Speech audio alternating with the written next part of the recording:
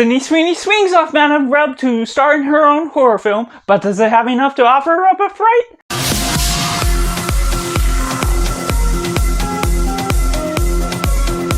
Hey everyone, welcome to Cinema, where we focus on a film. I'm Josh, this is Simply Cinema. Let me know in the comments below if you've seen Immaculate, what you think of it, or if you're waiting for a review to guide you in the right direction, if you should see it, or if you should skip it. Let me know all that. Make sure to like this video if you enjoy it, and going right into the synopsis. A young woman feels called to go into church as a nun. She comes about finding out different mysteries that she has no idea what to go about, and there's horrific circumstances that lead her to find out a revelation that she did not expect. Starting off with the positives, this film does have a great aspect for its horror element. The way it builds up certain tensions, certain music along the way, has a good enough score for what they're going for, and the acting by Sydney Sweeney is really the star performance, what they drive out of her, as well as some of the side cast. While they're not prominent as characters as significantly as Sydney Sweeney has as the nun that's bringing up and doing certain things, the mystery elements have enough stamina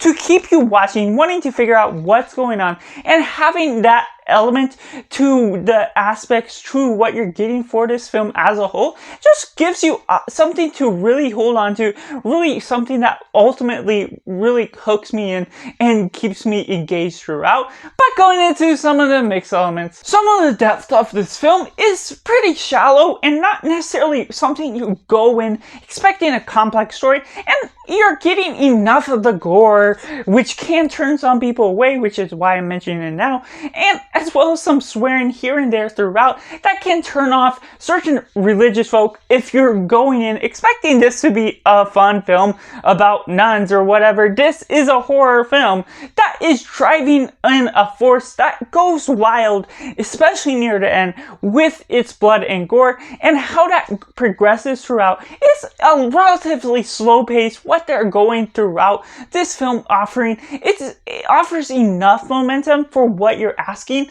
but there is some aspects where it isn't going as huge into the nature of creating a complex story, and it rather is a vibe that you're getting from the horror aspects as a whole. But going into the negatives, that goes right into what you're getting from the horror vibe, and you're not necessarily getting much out of the story at all. And I'm not even talking about the shallow characters where you're not expecting as much, but you're not really getting something to hold on to from these characters as a whole. There are certain music parts where, while it's relatively good for a soundtrack as a whole, there's a couple moments where it really intrudes into the scene, really takes you out of the moment by this sharper pitch of what you're going through with one big moment that obviously could build up something really good, but instead interrupts the moment you're having with the characters for my particular taste in what I was getting from it. And there's moments throughout that just does not have the right payoff, even if it has the momentum, even if it has the mystery, the answers and the conclusions to how it delivers on what you're asking, what questions you're begging to get answered. It ultimately has a weird way of building up those answers, and once you get to the payoff, it's like, okay, so this is the answer, but what else are we gonna get from it? What else are we gonna get from this vibe as a whole? Because not only is it giving you that, but there's some moments where most of the horror aspects come from jump scares that really do shake you and work effectively as jump scares, but doesn't build up the natural environment that works outside of being a film on its own. Because obviously you see certain moments building up, and I'm like, oh, there's that moment's gonna be a jump scare, and while it still works, it doesn't necessarily work in the way that you want a horror film to be a horror film by the natural derivative of life, because there's not jump scares in life on the progression that you expect this type of film to take. And while the natural blood and gore is big for what it's doing, it's bold for the progression it's going about, it doesn't have much more substance outside of trying to be big and bold,